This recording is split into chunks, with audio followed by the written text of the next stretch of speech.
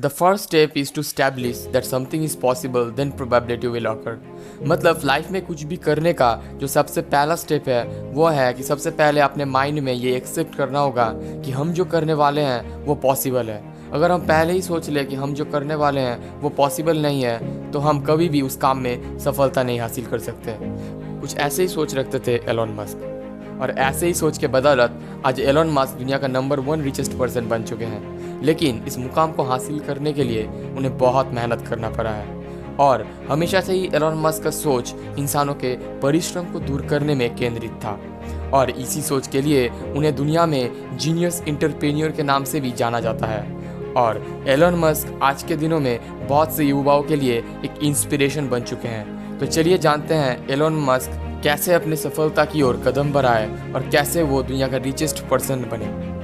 आज से करीब 49 ईयर्स पहले की बात है, जब साउथ अफ्रीका के प्रिटोरिया शहर में 28 जून 1971 को एलोन मस्क और मेई मस्क का सुपुत्र एलोन मस्क का जन्म हुआ।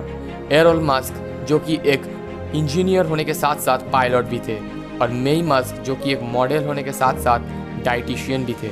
एलोन मस्क को किताब पढ़ने का बचपन से ही बहुत शौक था, और मात्र 10 साल की उम्र में उनका कंप्यूटर्स में भी बहुत इंटरेस्ट हो गया था, और सिर्फ 12 साल की उम्र में ही उन्होंने कंप्यूटर प्रोग्रामिंग सीख के एक ब्लास्टर नाम का गेम बना दिया, और इसी गेम को उन्होंने $500 की कीमत में एक कंपनी को बेच दिया, और यहाँ से ही मस्क का प्रतिभा दिखाई देने लगा।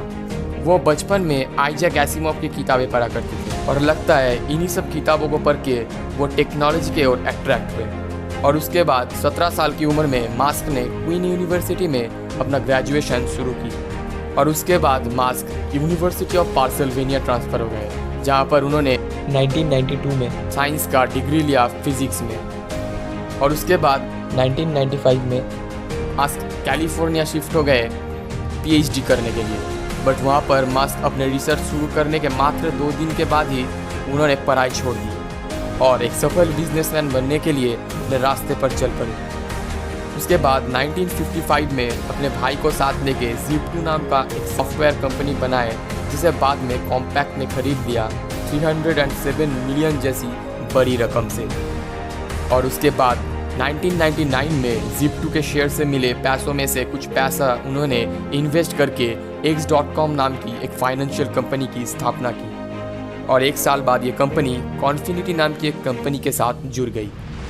और दोस्तों, आपके जानकारी के लिए बता दूं, कॉन्फिनिटी कंपनी की एक मनी ट्रांसफ़र सर्विस हुआ करती थी, जिसे आज हम पेपाल के नाम से जानते हैं। और तब से लेकर अब तक पेपाल मनी ट्रांसफ़र का एक बहुत लोकप्रिय माध्यम बना है। उसके बाद 2002 में ईबे ने पेपाल को 1.5 बिलियन जैसी एक बड़ी रकम देके खरीद ली।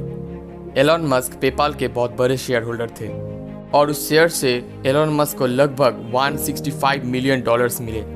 इसके बाद अपने जमाए हुए पैसों में से $100 मिलियन जैसी एक बड़ी रकम के साथ मस्क ने स्पेसएक्स नाम की एक कंपनी की स्थापना की, और ये कंपनी आज के दिनों में स्पेस लॉन्चिंग व्हीकल्स को बनाते हैं। और मस्क ने एक इंटरव्यू में ये भी कहा कि 2030 तक वो इंसानों को मंगल में बसाने के लिए पूरी तैयारी कर रहे हैं। 2003 में एलोन मस्क ने टेस्ला नाम की एक कंपनी की स्थापना की थी।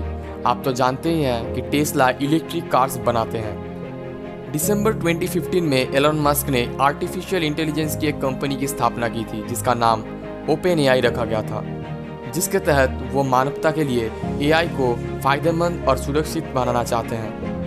उसके बाद 2016 में मस्क न्यूरालिंक नाम की एक कंपनी की को-फाउंडर बने, और ये कंपनी AI और ह्यूमन ब्रेन को एक साथ जोड़ने के काम में लगे हुए हैं। तो कुल मिलाकर देखा जाए तो एलोन मस्क एक साथ बहुत से कामों में जुटे हुए हैं, और उन्होंने इससे साबित कर दिया है कि उनके तरह सोच रखने वाले व्यक्ति ही कुछ बड़ा कर पाते हैं। अगर आपको ये वीडियो पसंद आया है तो वीडियो को लाइक करके चैनल को सब्सक्राइब ज़रूर कीजिए, और बेल आइकन को दबाइए ऐसे वीडियोस आगे भी पाने के लिए।